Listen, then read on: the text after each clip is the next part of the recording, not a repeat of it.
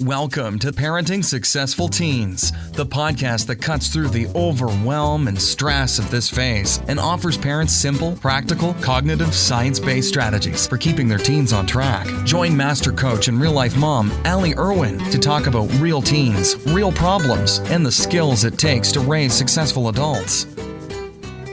One of the things that I talk about all the time, both with you and with my clients, is the idea that we want to build strong relationships with our kids.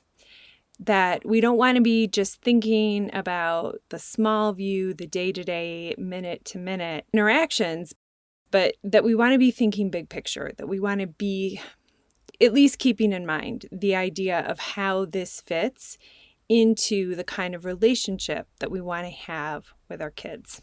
What I love so much about the teenage years is that these are the years when we're really transitioning from that parent-child relationship you have when they're little, and you can just tell them what to do and they do it for the most part. I mean, obviously, they don't do everything that you want them to, but it's more of a one-way street where you're in charge, you decide when bedtime is, and they just do it. To an adult relationship where adults get to do what they want. You know, you really don't have any say about what time your friends go to bed or your sister-in-law or your boss or your coworkers, other adults in your life. You don't really have any say. You don't have any control over what they do. And so I like to think of the teenage years and the early adult years is when you're transitioning from one kind of relationship and building towards having a solid adult relationship.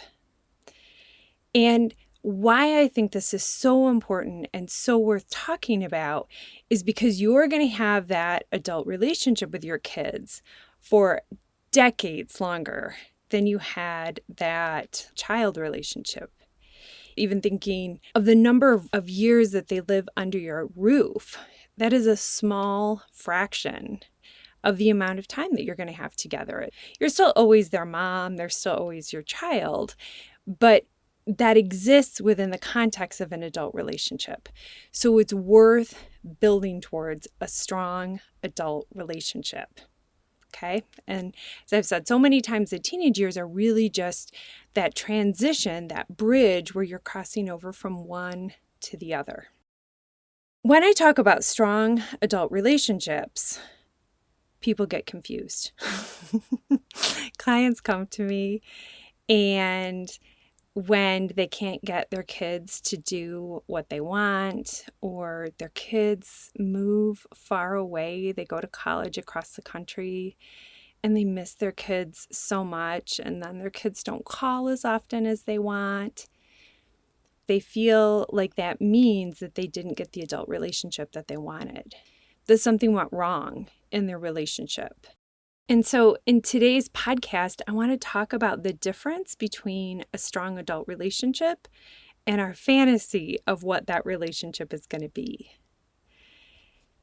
So the first thing to know is, for yourself, how do you define what a strong adult relationship is?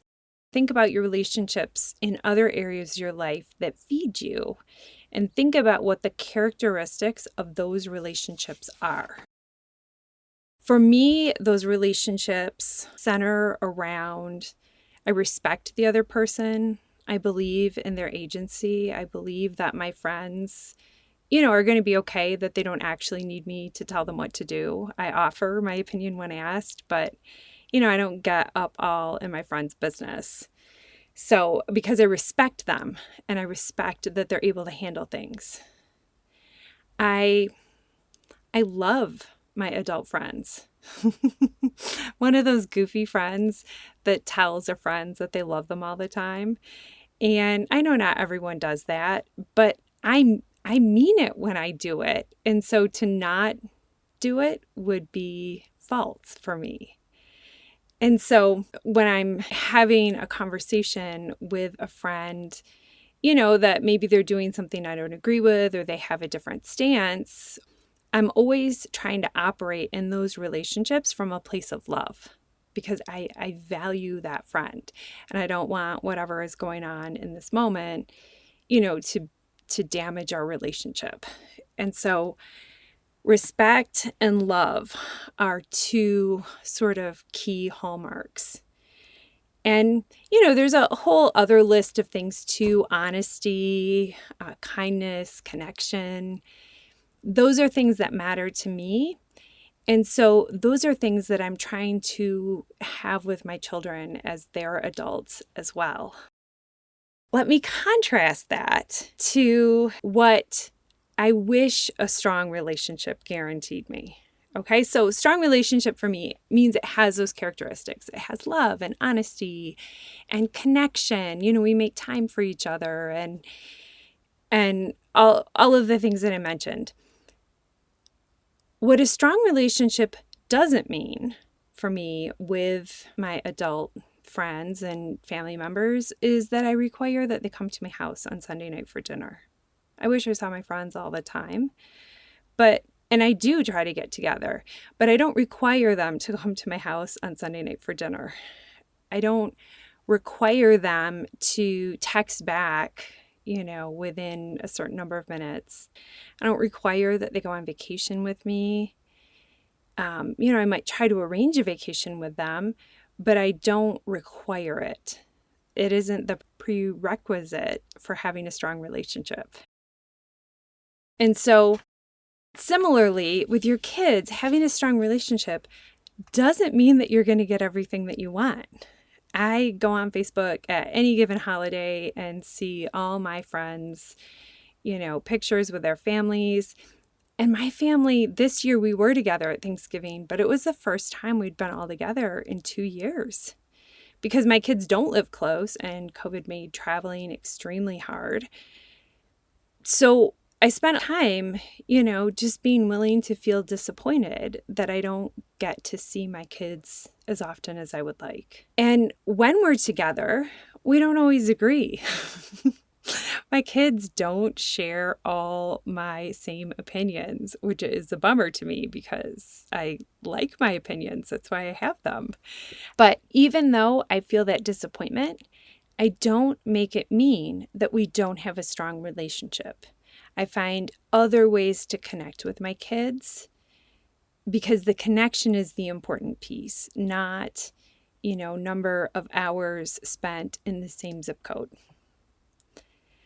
So what I want to encourage you to do is I want you to think about what having a strong adult relationship actually means to you. And as I said, the easiest way to do that is to think about the other relationships in your life that matter to you and to ask, what are the characteristics of those relationships that feed me? What do I enjoy about those relationships?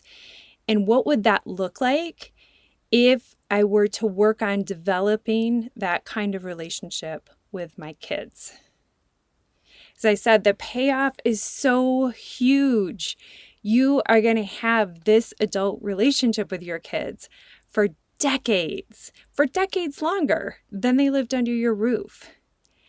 And I know how much you love your kids. And the idea that when they leave the house, it isn't like they're gone forever, it's over. The idea that you would have this adult relationship to start to really enjoy and be nurtured by and look forward to is pretty exciting. So that's what I have for you this week. As always, you can let me know if you have any questions or if you want to learn more about how to apply this in your life. You can reach me at Allie@allieirwin.com. Have a great week. Hey, if you enjoyed today's show and you want even more support and a shot of fresh inspiration in your email box each week, you have to get on my list. Sign up to receive my free guide on how to stop second-guessing yourself as a mom.